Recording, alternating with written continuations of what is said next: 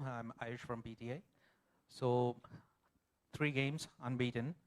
Afghanistan's up next. Uh, yeah, until now, you were being considered the outright favorite for this match, but after Afghanistan upset England, how does it affect or change your preparations and mentality ahead of this game?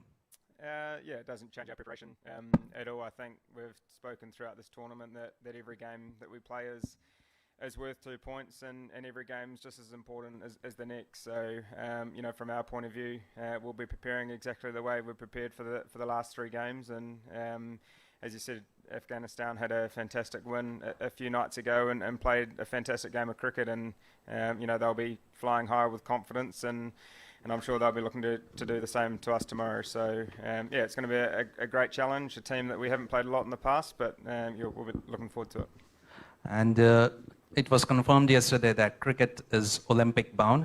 So what's your reaction to it, and what does it mean for the future of the sport from the Olympics perspective? Yeah, it's obviously fantastic cricket to be played in the Olympics. It's a pretty cool thing and something that hasn't happened.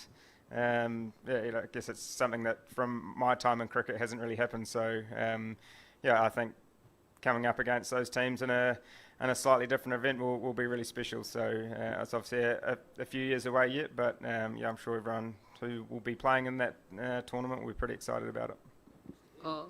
Tom, you're back in the saddle again. How easy or difficult is this transition, or is it just like another day for you? Because you're the keeper as well, so you obviously have more inputs in controlling the field than the other fielders or something like that.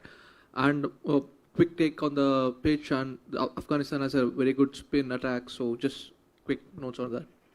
Yeah, I think it's a reasonably smooth transition. It's happened a little bit in the past, so the way I operate is sort of similar to the way Kane operates, and for me it's always been about trying to execute the team game plan as best as possible, and that's always been my focus, and I'm sure it's the same with Kane. So I guess it's trying to rely on other leaders amongst the group, to help out. And as I said, we've had a few games at the start before. Obviously, Kane came back, and and the boys obviously played really well. So obviously hoping to continue, a little bit of that momentum. And as you said, Afghanistan have some fantastic bowlers in their squad, not only their spinners but also their seamers. So.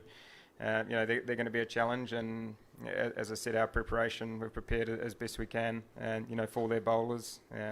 Spoken to the guys that have played in the IPL with and against some of their guys, so trying to get as much information as possible. So looking forward to what tomorrow presents. Hi Tom. Das kind of spoke to us a couple of days back about the All Blacks' victory over Ireland. So. You've also played rugby for Canterbury as well, like back in the day. So could you just provide us a peek into what the night was like after you sort of won and got back to the hotel for the game? Yeah, it was a pretty cool win, wasn't it? I guess from our point of view, it was a massive game for the All Blacks, and I think the way that they played was fantastic. A pretty thrilling quarter-final, and certainly a lot of the guys were up in the team room watching. So pretty stoked for them. And obviously, like in the T20 World Cup game in Dubai, like Rashid and Mujib posed a similar threat, but then back then it was Devon sweeps and reverse sweeps, which sort of helped the Black Caps win. And he also has this intel about the local conditions. So could you speak about Devon's like overall sort of progress as well? Because obviously he's known to hit spin, but then he's leveled up against pace as well. Yeah, he's a fantastic player. I think the way he's come on since his start in international cricket has been fantastic, obviously for New Zealand, but also other tournaments around the world. And we obviously saw the quality player that he was. For him leading up to him before he qualified to play for New Zealand, and he's just continued what he did at domestic level, and he's certainly come on leaps and bounds. And someone like that who has an all-round game against spin and seam is trying to get as much information in terms of how he goes about things. He's obviously done it in these conditions here in Chennai before, and against a lot of these guys. So, as I said, trying to gather as much information, with the likes of Devon and also Kane, who's played with a couple of these guys in the past. Yeah, Tom, in 2015, Brendan, and 2019, under Kane Williamson, New Zealand were very aggressive with the ball, the World Cup, right? So here, now you're on the hot seat. Like in these conditions where the ball tends to go a little softer than other places, how do you juggle between like going on the defense and offense, and how challenging is it going to be for you in the middle overs?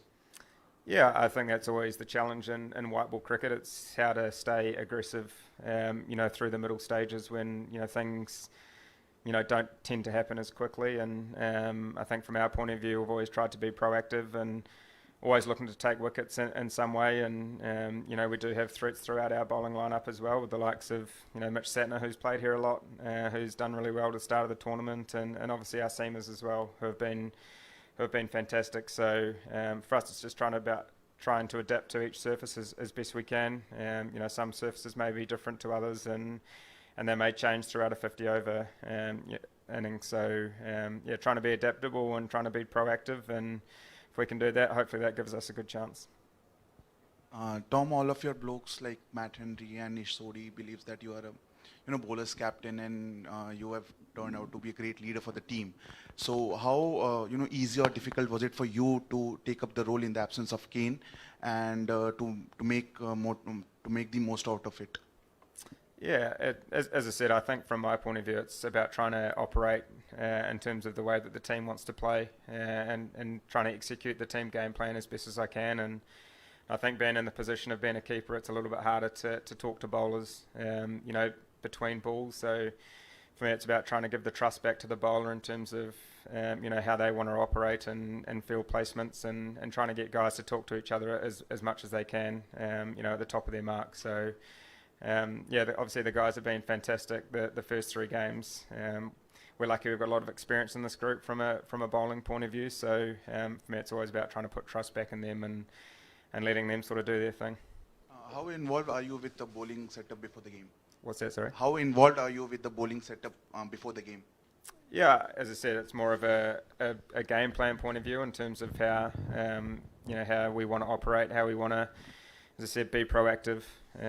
Look to take wickets all the time. So we do our scouting meetings like we do, for every team, and try to come up with the best way, and look at batsmen's strengths and weaknesses, and try execute our plans as best we can.